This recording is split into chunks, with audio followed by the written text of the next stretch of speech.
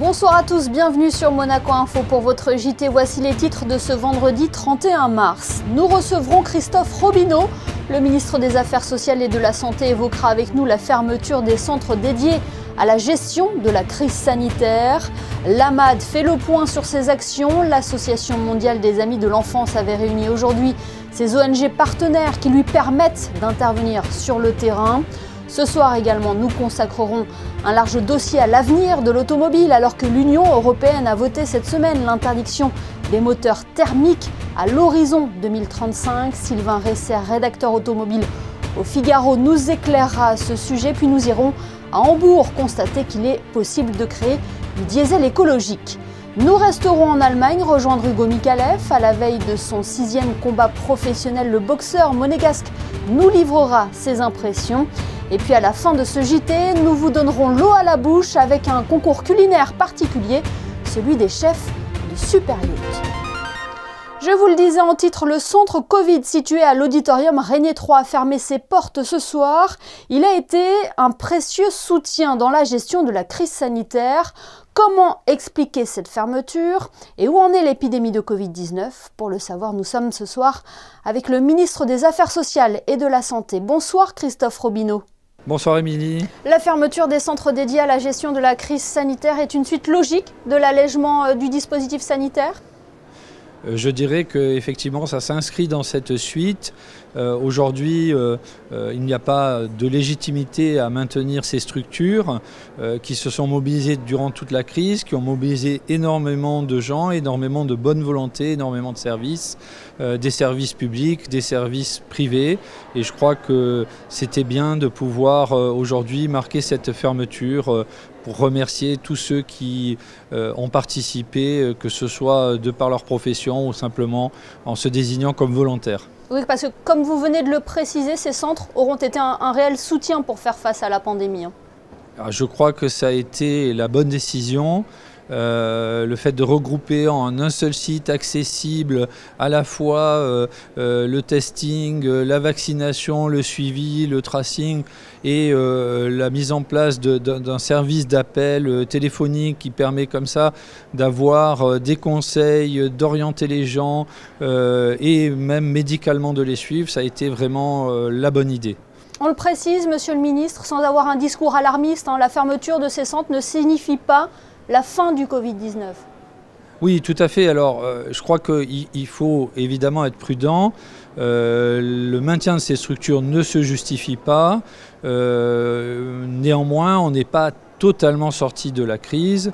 Il y a toujours des patients qui contractent la Covid. Il y a toujours des précautions à prendre pour éviter de contaminer d'autres personnes et en particulier les personnes les plus fragiles. Et puis pour ces personnes les plus fragiles, il faut continuer à se protéger en portant le masque et puis en se vaccinant comme c'est préconisé au moins à l'automne, comme on le fait pour la grippe. Une question pratique se pose à présent, Christophe Robineau, mais où pourrons-nous réaliser désormais nos tests PCR ? Alors les tests PCR, vous pourrez les réaliser évidemment dans tous les laboratoires de ville qui, du fait des besoins beaucoup plus faibles en tests, ont la capacité de répondre à la demande. Et puis bien sûr, les tests rapides antigéniques d'orientation pourront continuer à se faire dans les pharmacies.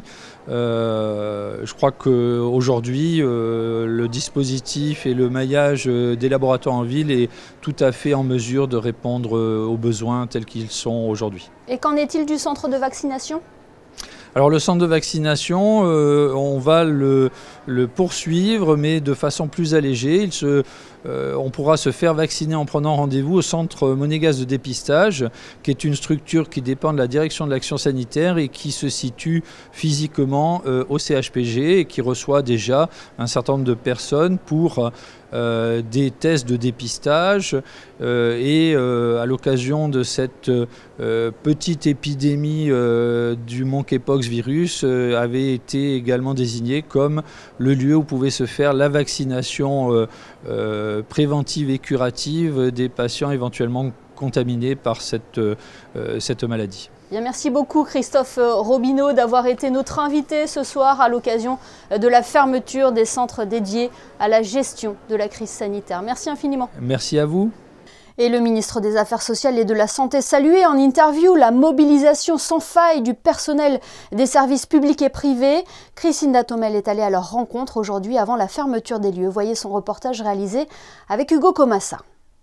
C'est la fin d'une grande aventure, riche en émotions, mais surtout faite de partage. Le centre Covid referme ses portes après plus de 3 ans d'activité. Un moment émouvant pour les personnes qui ont contribué à la gestion de la crise sanitaire. Il y a un côté nostalgique parce que ça fait 3 ans quand même, ça a été 3 années d'implication, d'épanouissement professionnel aussi. Et avec l'ensemble de ces personnes qui ont été mobilisées et qui ont donné beaucoup de leurs heures et de travail, c'était génial. Et alors, quand on est venu vous chercher, qu'est-ce que vous en pensiez au début ? Moi, je travaille à la direction de l'action sanitaire. J'ai été parachutée ici au tout début de la crise. Donc, c'était le Covid, donc une nouveauté.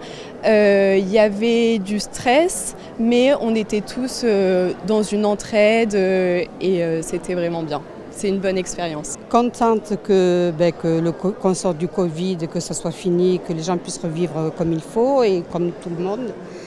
Mais nostalgique parce qu'on formait une équipe du tonnerre, enfin une famille, une équipe où il y avait des infirmières et des secrétaires, où on s'entendait très bien. Une famille en fait. Et alors là aujourd'hui vous allez faire quoi maintenant ? Ce soir je suis à la vraie retraite parce que je n'avais pas encore pris ma retraite de l'hôpital. Et je fais partie d'une association, je suis mamie lecture à Monaco, donc je vais reprendre. Et puis je ne sais pas, je vais m'occuper, il faut que je fasse quelque chose. Ainsi, le centre d'appel Covid-19, le centre de dépistage, le centre de suivi à domicile et la cellule d'enquête ont fermé leurs portes ce 31 mars au soir, mettant ainsi fin au suivi épidémiologique et à la réalisation des tests PCR organisés par le gouvernement princier.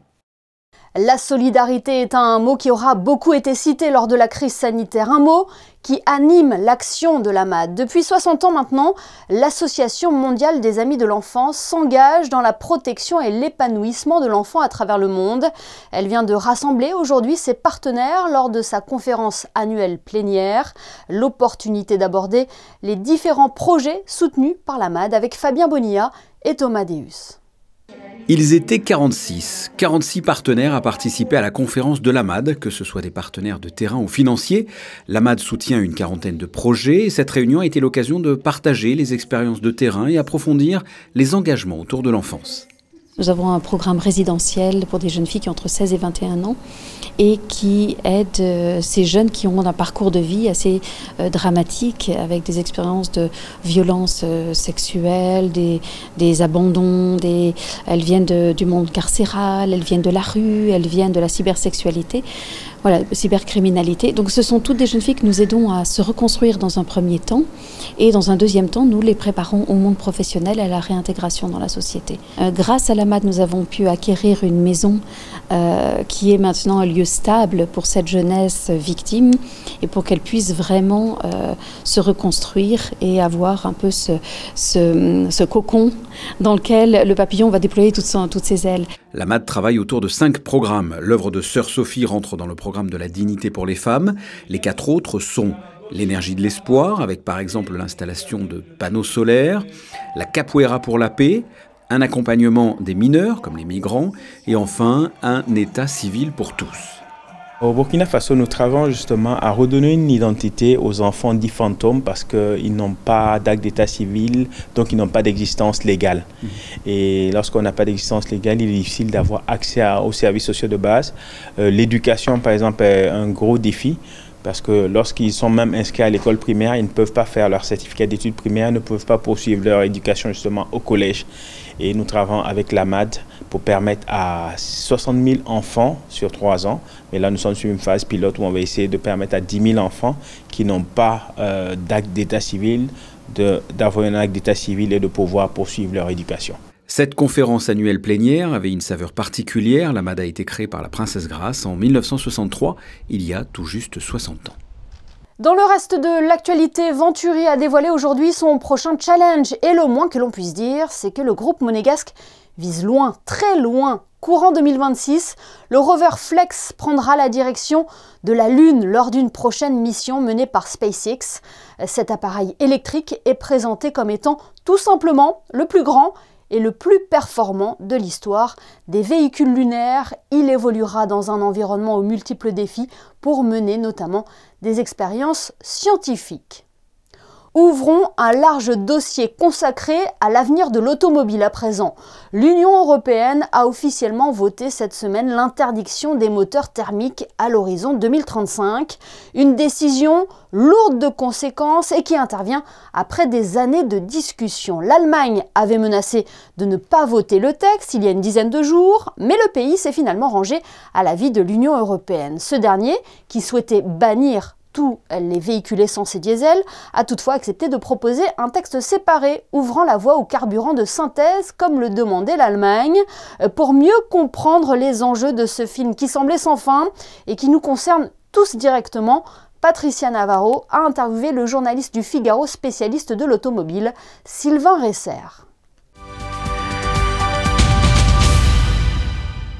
Bonsoir Sylvain Resser. Bonsoir. L'Union européenne est donc finalement parvenue à faire voter ce texte interdisant les véhicules thermiques à partir de 2035, mais l'Allemagne obtient une main tendue avec la porte ouverte au carburant de synthèse, parce qu'il faut bien le dire, lorsque l'Allemagne s'est faite menaçante et a annoncé qu'elle ne voterait pas le projet européen, cela a arrangé tout de même beaucoup de monde, non? Il y a l'Allemagne qui emmenait ce wagon de frondeurs, de contestataires. On les appellera comme on voudra. Il y avait également l'Italie, la Bulgarie et la Pologne. Bon, je pense que c'est une décision plutôt raisonnable parce que ce soit les industriels, mais aussi les usagers, les consommateurs, enfin un ensemble de personnes étaient plutôt d'avis de penser et d'encourager la neutralité technologique plutôt que on va dire, de faire le choix d'une seule technologie. Le nœud du problème, Sylvain Resser, c'est qu'il faut réduire les émissions de CO2, mais de toutes parts, les solutions proposées ne sont pas forcément très durables et respectueuses de l'environnement. Oui, alors je pense que sur la réduction de l'empreinte carbone, tout le monde est d'accord. Là-dessus, il n'y a pas de discussion possible. Faut juste se rappeler que l'automobile ne pèse que 15% des émissions de CO2, donc il reste à traiter 85% des émissions.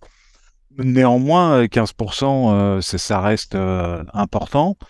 Et effectivement, si on regarde la voiture électrique, en fait, il y a une erreur. Pourquoi est-elle présentée comme une solution miracle, cette voiture électrique? Il y a une erreur initiale, c'est que les députés européens ont pris les émissions à l'échappement. Et si vous prenez les émissions à l'échappement, effectivement, la voiture électrique est la solution miraculeuse.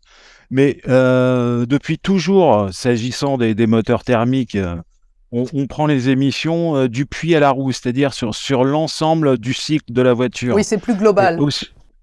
Plus global. Donc la voiture électrique, à partir du moment où on ne prend pas en compte la production d'électricité, la production des matériaux qui vont servir à cette voiture, que ce soit la batterie, le moteur électrique, mais aussi tout le recyclage du véhicule électrique qui pose problème, là on rate la cible en fait. Mais alors, quelles sont les autres alternatives possibles? On parle d'hydrogène, on parle de biofuel. Alors, effectivement, vous le mentionnez, l'hydrogène peut être une solution, mais à partir du moment où c'est un hydrogène vert, complètement décarboné, ce qui n'est pas le cas partout. Et puis, il y a cette solution du e-fuel, des carburants synthétiques, qui commence à émerger. Il y a des constructeurs qui travaillent là-dessus. Et ça peut être très intéressant parce que, en fait, ça va directement travailler sur le parc existant. C'est-à-dire que... Oui, ce ne serait pas ça ne signerait pas la fin du thermique. Exact. On n'aura pas besoin, entre guillemets, de mettre le parc existant progressivement à la poubelle, comme ce qui qui finalement était un peu encouragée. La fin du thermique, de toutes les manières, ne résoudrait pas tout. J'imagine que la destruction d'un immense parc thermique serait coûteuse aussi, hein, et en tête de pollution.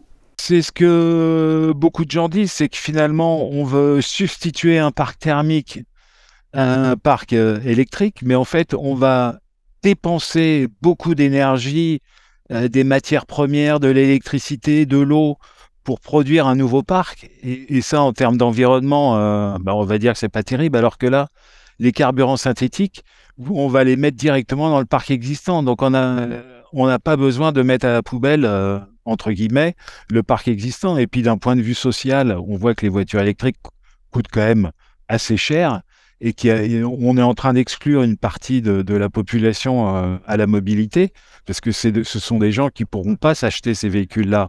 Alors que si on leur dit demain, vous pouvez garder votre voiture en injectant un carburant plus propre, décarboné, là, finalement, l'effet, il est immédiat. Et quid de l'hybride en conclusion? Est-ce que l'on peut imaginer un hybride entre électrique et biofuel, et est-ce que ce serait la panacée? Hybride, complètement. Demain, alors il faut savoir que demain, s'il y a des carburants synthétiques, il n'y aura pas besoin de modifier les moteurs des voitures. Donc, demain, que ce soit une voiture hybride rechargeable, elle pourra fonctionner aussi au carburant synthétique. Alors, je sais qu'il y en a beaucoup qui disent que le carburant synthétique coûte très cher à produire, c'est pas évident, mais une de ses premières applications, ça va être l'aéronautique. Et on va avoir des gains d'économie d'échelle et de productivité assez rapides finalement. Et je pense que d'ici 2030, 2032, on sera déjà bien avancé là-dessus. Merci Sylvain Resser de nous avoir apporté cet éclairage sur l'avenir des véhicules thermiques, mais aussi électriques. Merci à vous. Et dans la droite lignée de cet entretien et des solutions proposées pour une neutralité technologique, nous nous sommes rendus à Hambourg. C'est là-bas que la société Romano Energy crée un carburant alternatif à partir de déchets. Déjà présente à Monaco, l'entreprise le distribue à plus de 2500 véhicules, 50 engins de chantier, 200 groupes électrogènes, dont celui du Stade Louis II, de tous les parkings publics, 50 immeubles. Bref, comment marche ce carburant bio? Arnaud Imbert et Émilie Flamin ont enquêté, ils se sont rendus à l'université d'Hambourg, dans le cœur de la machine qui crée ce diesel vert. De déchets plastiques ou de graisse usagée pour devenir du gasoil, un carburant alternatif allant jusqu'à moins 90% de réduction de CO2. Caoutchouc, huile de vidange de véhicules, une multitude de déchets peuvent être transformés en ce gasoil écologique. Par exemple, dans ce conteneur se trouvent les huiles usagées de l'université de Hambourg qui héberge ce projet. Elles seront ensuite mises dans la machine pour être transformées en gasoil. C'est un cœur de réacteur qui permet de décomposer la molécule qui est très grosse en petites parties de molécules. Et ensuite, grâce à de l'hydrogène vert, on vient réorienter cette particule pour en faire une molécule identique, synthétisée, pour être identique au diesel. Et c'est ici que ça se passe, au cœur de la machine. Here we have the core equipment. We are looking at the reactor. The molecules are getting smaller. We call it cracking. We crack them down. And after that, they distill out of the reactor, go out at the top, go to a cooling equipment. We get the condensation of all the vapors and all the products, and we collect the products at the backside. Here we have a condensation line of the plant, and what we do is a two-stage condensation. We collect two products. The first one is in the so-called gas oil fraction, where we can make diesel fuel and heating oil from. And the second one, at the end of the line, is in the range of so-called naphtha fraction, where we can make gasoline from. Le produit est ensuite collecté pour être transformé en gasoil. Le produit final est 100% biodégradable en milieu marin et en milieu terrestre. Donc si par exemple vous avez une perte de produit dans la nature, 51 jours plus tard, il n'existe plus. Mais il n'est pas juste non biodégradable, en plus il est non toxique. L'entreprise monégasque produit 10 000 mètres cubes de gasoil vert par an. Elle travaille aujourd'hui avec 250 entreprises, de la récupération de déchets jusqu'à la redistribution du e-gasoil. C'est pour pousser l'écologie encore plus loin que cette machine a été créée. Ces nouveaux concepts qui sont ces caissons qui vont permettre à l'échelle locale de créer un carburant extrêmement éco-circulaire, c'est-à-dire que les déchets alentours vont être transformés en énergie via un carburant de synthèse XTL et redistribués quasiment immédiatement autour du caisson lui-même pour avoir une efficacité augmentée. Pour l'instant, il n'existe qu'une machine comme celle-ci, mais 4 autres devraient être installées en France dans les années à venir. Voilà pour ce large dossier consacré à l'avenir de l'automobile. Parlons de toute autre chose à présent. Le Monaco Economic Board a organisé jeudi soir au Méridien Beach Plaza son assemblée générale, l'occasion de présenter à ses adhérents le bilan des actions menées en 2022 et les temps forts qui vont rythmer les mois à venir. Sandrine Nègre et Thomas Deus vous en disent plus. Les qualificatifs ne manquaient pas pour décrire l'année 2022. Excellente, chargée, dense, il faut dire que de nombreux business ont pu se développer. L'année 2023 a elle aussi bien commencé. On clôt l'année 2022, on explique tout ce qui s'y est passé, tout ce que nous avons fait, de l'argent des adhérents, puisqu'il faut bien dire qu'il s'agit de ça, aussi bien sûr de la subvention du gouvernement. Tout ce qui a servi en 2022 à aider les entreprises à développer leurs affaires de manière générale. Après la pandémie, 2022 a été une année d'explosion. Malgré la guerre, 2022 a quand même été une année où nous avons fait énormément de business. Donc 2023, eh bien, c'est très simple, c'est encore 2 fois plus que ça. Nous sommes à la limite de la surchauffe, mais nous sommes tellement enthousiastes et tellement ravis par les réactions des membres que nous allons continuer et continuer encore plus fort.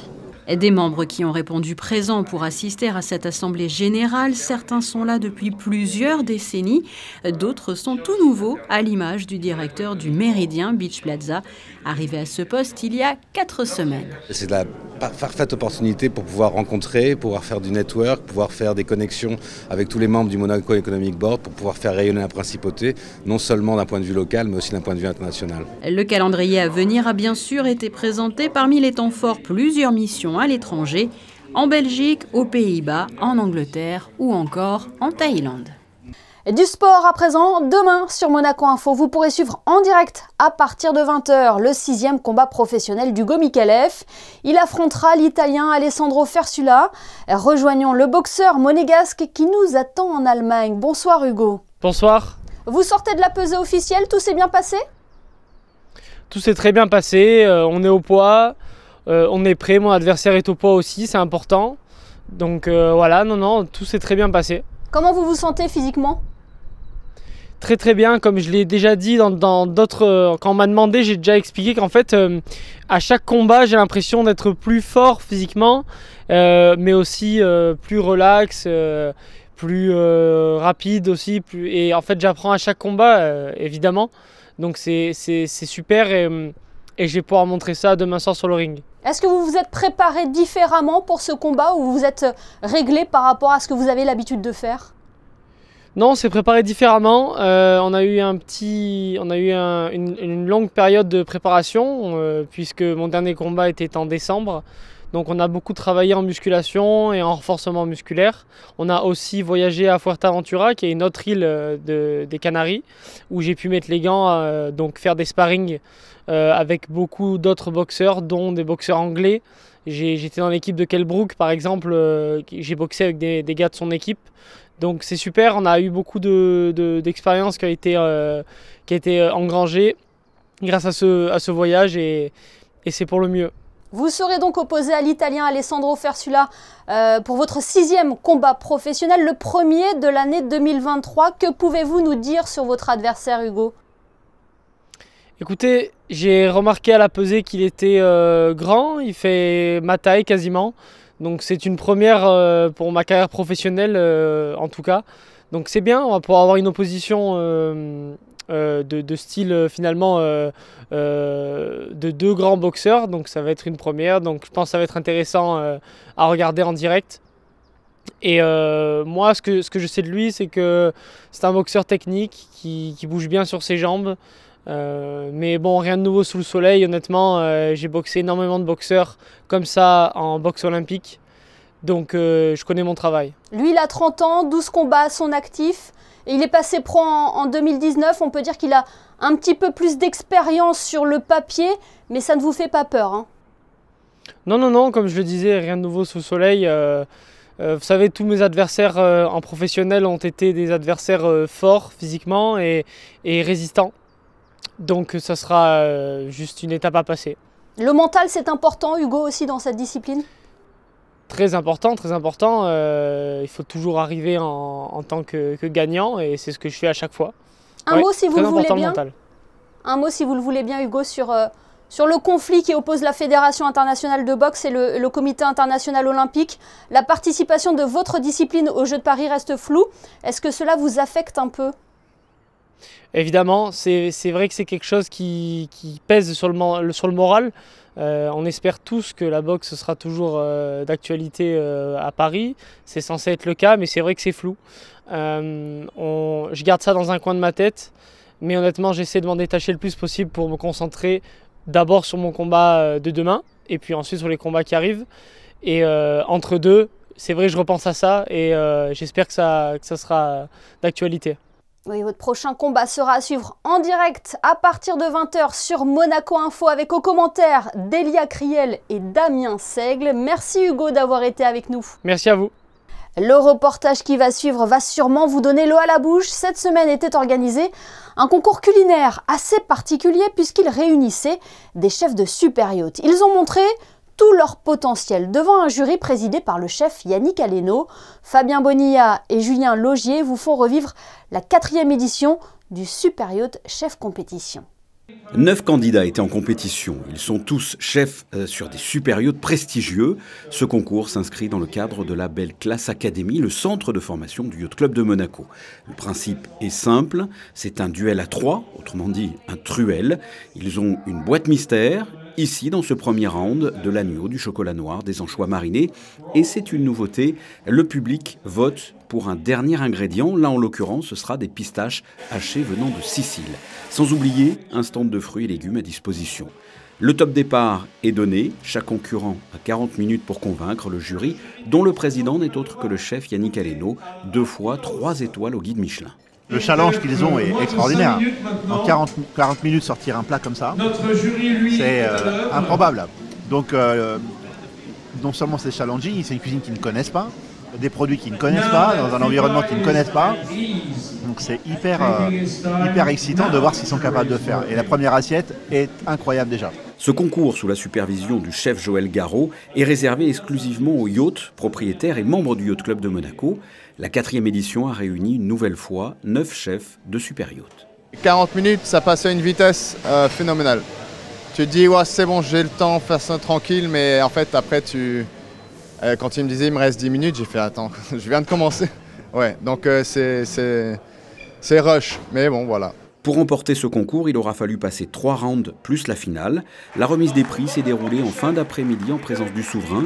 Parmi les 3 finalistes, le vainqueur de cette 4e édition, le chef Marco Tognon de Planet 9, un méga yacht de 70 mètres.